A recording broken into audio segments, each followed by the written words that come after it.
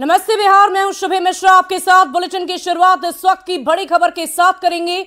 पटना के जेडीयू दफ्तर में आज जेडीयू कार्यकारिणी की बैठक होनी है 2025 के विधानसभा चुनाव को लेकर। यह बैठक कई मायनों में बहुत अहम मानी जा रही है। बैठक में राष्ट्रीय अध्यक्ष से लेकर पूर्व राष्ट्रीय अध्यक्ष और पार्टी के सभी वरिष्ठ नेता शामिल होंगे और इस बैठक में क्या कुछ होने वाला है, इस बारे में बता रहे हैं जेडीयू के प्रदेश अध्यक्ष उमेश कुशवाहा। तो आज की ये बैठक बहुत ही महत्वपूर्ण।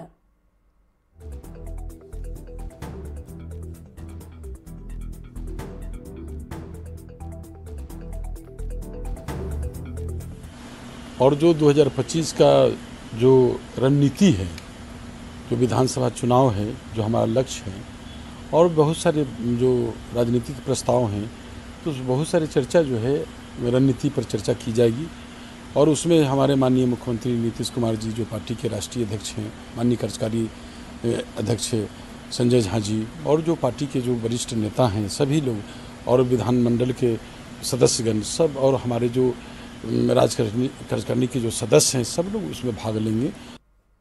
और सीएम नीतीश कुमार ने बाढ़ प्रभावित इलाकों का हवाई सर्वेक्षण किया, साथ ही दरभंगा में राहत कार्य का जायजा लिया। यही नहीं, पटना पहुंचते ही सीएम ने बाढ़ पीड़ितों के लिए सरकार की ओर से 7,000 रुपए की सहायता राशि सीधे उनके खाते में ट्रांसफर कर दी है।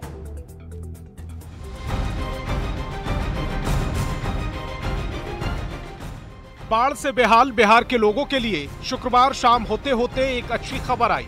सीएम नीतीश कुमार ने बाढ़ पीड़ितों के लिए 7,000 रुपए की सहायता राशि डीबीटी के जरिए सीधे उनके खातों में ट्रांसफर कर दी। नीतीश कुमार की ओर से 4,38,529 बाढ़ प्रभावित लोगों के खाते में 3,06,97,03,000 रुपए ट्रांसफर किए गए। इसके पहले मुख्यमंत्री नीतीश कुमार ने दरभंगा में बाढ़ प्रभावित इलाकों का दौरा किया।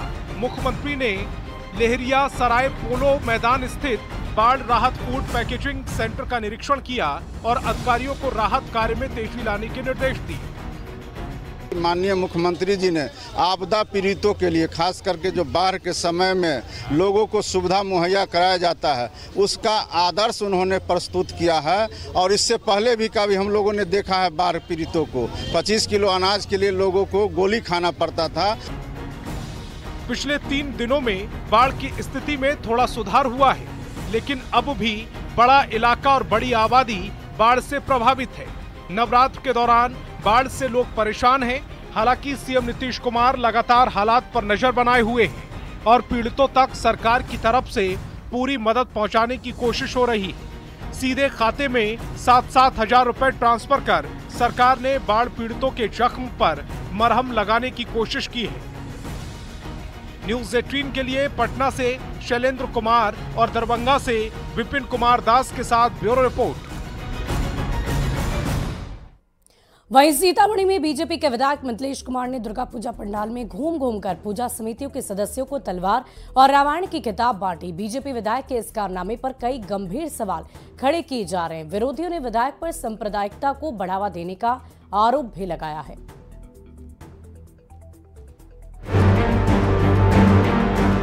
हाथ में तलवार और रामायण साथ साथ लेकर चल रहे ये हैं बीजेपी के विधायक मिथिलेश कुमार। मिथिलेश कुमार नवरात्रि में घूम घूम कर पूजा समितियों के सदस्यों को तलवार और रामायण बांट रहे हैं। तलवार और रामायण बांटने के पीछे विधायक जी का तर्क उन्हीं की जुबानी सुन लीजिए। महाभारत के 16वें अध्याय में वर्णित है, अहिंसा परमो धर्म, धर्म हिंसा तथैव च। मतलब अहिंसा परम धर्म है, लेकिन धर्म की रक्षा के लिए हिंसा भी श्रेयस्कर है। तलवार बांटने के पीछे बीजेपी विधायक का तर्क जो भी हो, उनके इस काम ने सवाल तो खड़ा कर ही दिया है और साथ ही बिहार के सियासी पारे को भी चढ़ा दिया है। तलवार बांटने की छूट अगर आदरणीय नीतीश कुमार जी ने दे रखी है तो बिहार का भला भगवान ही करेगा।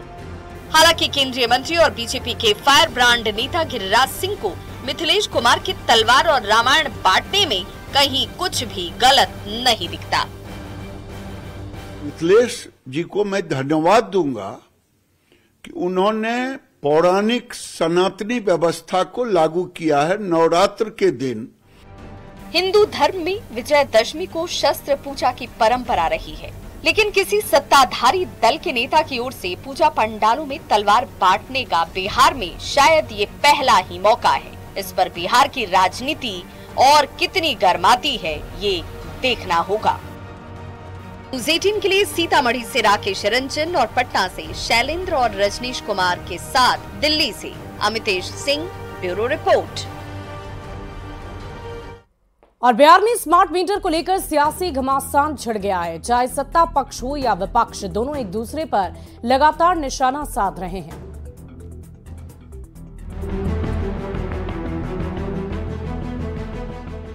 देश में दशहरा की धूम है। माहौल दशहरा का है तो सियासत भी उसी तरह की शुरू हो गई है।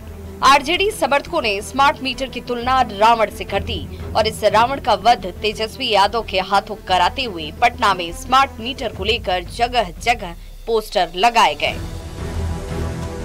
दोहरी नीति, दोहरी सोच सरकार की स्पष्ट रूप से सामने आ रही है। आरजेडी के पोस्टर पर एनडीए नेताओं ने पलटवार किया है। जन उपयोगी जितने भी कार्य है उसका विरोध करने वाले लोग हैं, वो स्मार्ट मीटर के लिए लोगों को भड़काने का काम कर रहे हैं। वहीं केंद्रीय एमएसएमई मंत्री जीतन राम मांझी ने स्मार्ट मीटर का समर्थन करते हुए कहा कि स्मार्ट मीटर में कहीं भी कोई शिकायत आ रही है तो उसे दूर किया जा रहा है। ज्यादा बिलिंग हो जाती है तो 1, 2, 4 बिलिंग अगर हुई उसके चलते हम कहें कि सारा मीटर खराब है, सो बात तो नहीं है। स्मार्ट मीटर को लेकर चल रहे कंफ्यूजन को पटना के डीएम ने दूर करने की कोशिश की और एक एक चीज को बताया, लेकिन इस मुद्दे पर सियासत तब भी जारी है। न्यूज़ 18 के लिए पटना से अमित कुमार और रजनीश कुमार के साथ दिल्ली से अमितेश सिंह की रिपोर्ट। और न्यूज़ 18 के डायमंड स्टेट समिट में जेडीयू राष्ट्रीय कार्य अध्यक्ष संजय झा शामिल हुए। संजय झा ने कहा कि राष्ट्रीय राजनीति में जेडीयू का बहुत बड़ा रोल है और ये इसलिए है क्योंकि नीतीश कुमार बड़े ब्रांड है। जेडीयू के बिहार के बाहर विस्तार करने का भी प्लान बनाया जा रहा है। संजय झा ने कहा कि दरभंगा एयरपोर्ट को बड़ी उपलब्धि मानते हुए दरभंगा एयरपोर्ट आज उड़ान स्कीम के तहत नंबर 1 एयरपोर्ट है।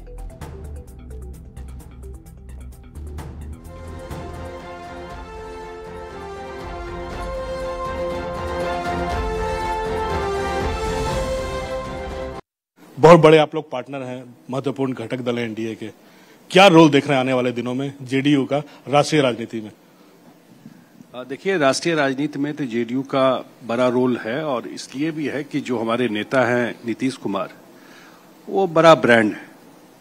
ये बात सही है कि हम लोग उस ब्रांड को उस तरीके से देश में नहीं ले जा पाए, पार्टी की कहीं न कहीं उसमें कमी रही, लेकिन सब लोग जानते हैं, खास करके बिहार के लोग ज्यादा जानते हैं कि 17-18 साल में जो उनका काम है बिहार का, वो एक बड़ा ब्रांड पूरे देश भर में बने हुए हैं। तो निश्चित रूप से उनकी भी इच्छा है और हम लोग चाहते हैं कि बिहार के बाहर कुछ जगह पार्टी का तो जरूर विस्तार हो, उस पर हम लोग काम भी कर रहे हैं। दरभंगा में एयरपोर्ट बनाना था, दरभंगा में आपने एम्स दरभंगा ले गए। ये बिहार में तो कहा जाता है कि ये सिर्फ आपकी ही जिद थी जो ये काम पूरा हो पाया।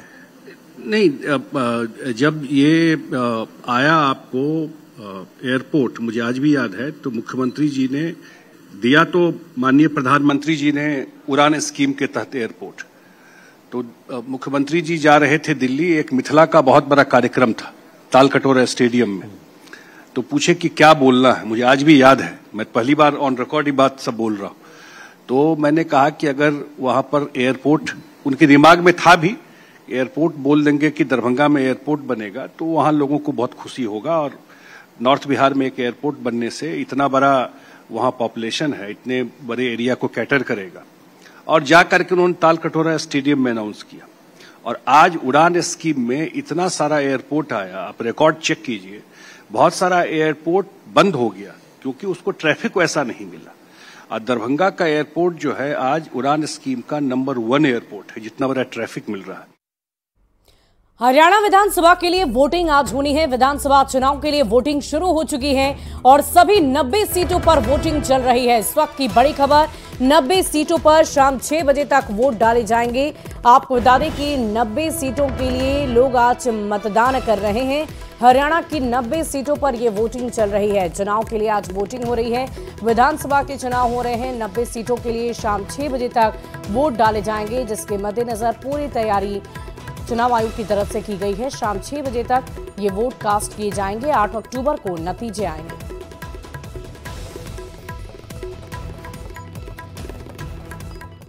और बिहार में ट्रांसफर के लिए पैरवी करने वाले पुलिसकर्मियों की अब खैर नहीं। गृह विभाग ने इस पूरे मामले को गंभीरतापूर्वक लेते हुए बिहार पुलिस मुख्यालय और इससे जुड़े विभागों को चेतावनी दे डाली है। पुलिसकर्मी ट्रांसफरों के लिए पैरवी का सहारा लेते हैं तो न केवल उनसे स्पष्टीकरण मांगा जाएगा, बल्कि उनके सर्विस बुक में भी ये दर्ज हो जाएगा। गृह विभाग ने अपने इस फैसले को लेकर बिहार के डीजीपी, होमगार्ड डीजी और जेल आईजी को अवगत करा दिया है। रिटायर्ड आईपीएस अफसरों का मानना है कि इस फैसले से न केवल अनुसंधान की गुणवत्ता उत्तम होगी, बल्कि कानून व्यवस्था बनाए रखने में भी मदद मिलेगी।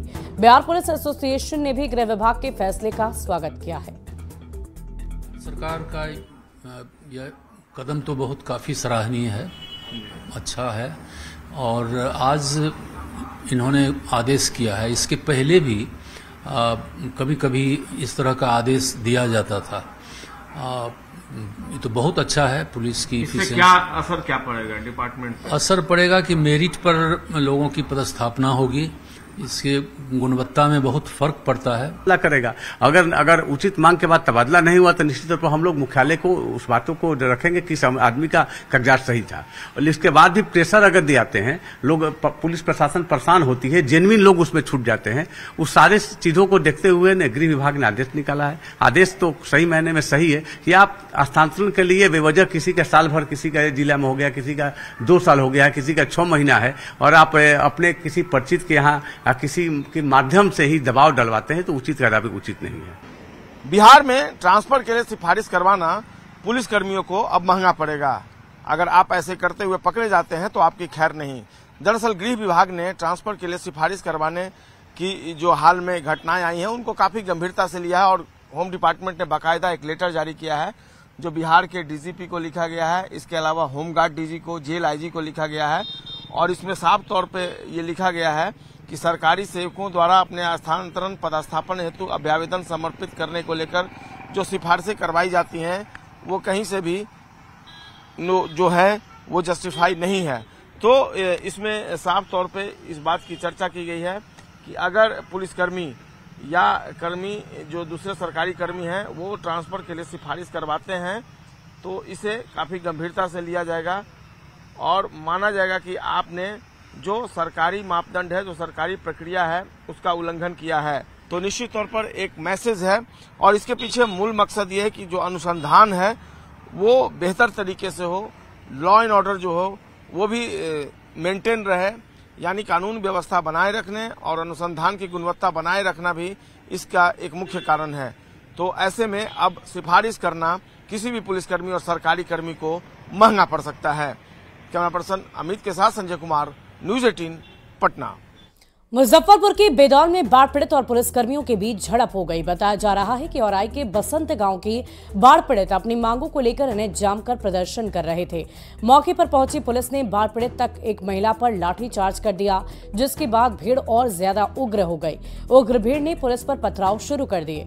पथराव में कई पुलिस वाले जख्मी हो गए, जिसके जवाब में पुलिस को भी कई राउंड गोली हवा में चलानी पड़ी। अधिक जानकारी दे रहे हैं संवाददाता राकेश रंजन। घटना क्या हुआ? घटना हुआ है कि उधर से पुलिस और बसंत पंचायत के पब्लिक में मुठभेड़ हुआ है। पत्थर चलाया है उधर से, इधर से हवाई फायरिंग हुआ है। वो लोग खेता है और यहाँ पर आके पब्लिक, बसंत पंचायत के पब्लिक सब ये पूरा माने तहस नहस हमारे दुकान को। कई राउंड गोली चला है?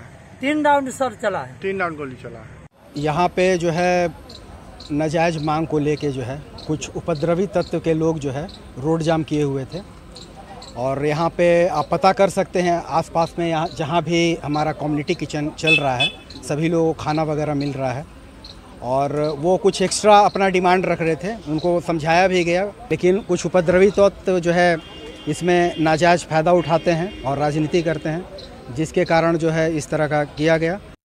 इस वक्त मौजूद हूँ मुजफ्फरपुर जिले के औराई थाना क्षेत्र के गोपालपुर में और आपको तस्वीर के माध्यम से दिखाने की कोशिश करता हूँ कि यहाँ पर अभी थोड़ी देर पहले बाढ़ पीड़ित और पुलिसकर्मियों में झड़प हुआ था, जिसके बाद से पुलिस को कई राउंड हवाई फायरिंग करनी पड़ी। हालांकि मुजफ्फरपुर के एसएसपी ने हवाई फायरिंग की घटना से साफ इनकार किया है, लेकिन आपको तस्वीर दिखाने की कोशिश करता हूँ कि बाढ़ पीड़ितों के जाम की वजह से लंबा यहाँ पर वाहनों का काफिला लग चुका है और अभी भी प्रशासन जो जाम लगा हुआ है उसको छुड़ाने में व्यस्त है। और आप तस्वीर देख सकते हैं, राहत की मांग को लेकर यहाँ पर बाढ़ पीड़ितों ने सड़क को जाम कर रखा था, जिसके बाद मौके पर पहुंची पुलिस पर बाढ़ पीड़ितों ने पथराव शुरू कर दिया, जिसके बचाव में पुलिस को भी कई राउंड हवाई फायरिंग करनी पड़ी और आक्रोशित बाढ़ पीड़ितों ने पथराव किया और दर्जनों वाहन के शीशे फोड़ दिए। देख सकते हैं सीतामढ़ी के वरीय जो प्रशासनिक पदाधिकारी है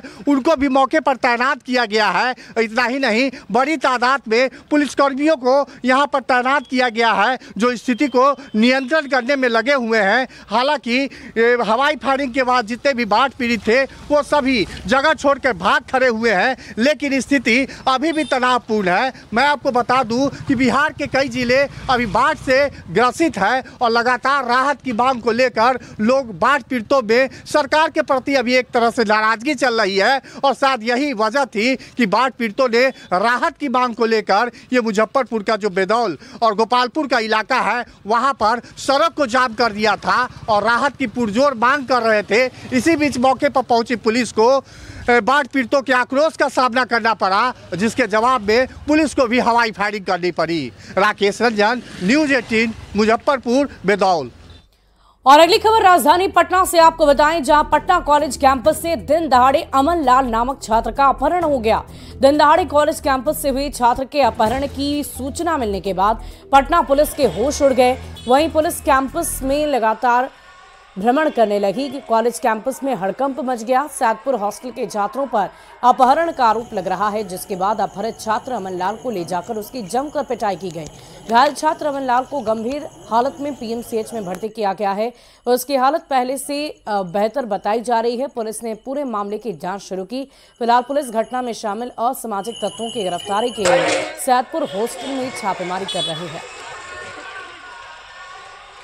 कैंपस से अमन कुमार लाल नामक विद्यार्थी को सैदपुर हॉस्टल के आपराधिक मनोवृत्ति के विद्यार्थियों के द्वारा अगवा कर लिया गया। उन्हें पटना कॉलेज कैंपस से सैदपुर ले जाया गया और सैदपुर ले जाने के पश्चात उनके साथ बुरी तरह मारपीट की गई है। अमन कुमार लाल के साथ बुरी तरह से मारपीट हुआ है। उनके शरीर में गंभीर चोटें आई हैं। उनको इलाज के लिए पीएमसीएच में भर्ती किया गया है। उनका फर्द बयान भी ले लिया गया है और फर्द बयान के आधार पर प्राथमिकी दर्ज की जा रही है। आगे की कार्रवाई इसमें की जाएगी। और अगली खबर कटिहार से आपको बताएं, जहां महिला को गोली मारी गई। अपराधियों ने महिला को गोली मारी। लड़का पक्ष पर गोली मारने का आरोप लगा है। बगैर रजामंदी की शादी से नाराज थे लोग और इसीलिए इस तरह की घटना को अंजाम दिया गया। कटिहार से बड़ी खबर आपको बता रहे हैं, जहां महिला को गोली मारी गई है। अपराधियों ने महिला को गोली मारी।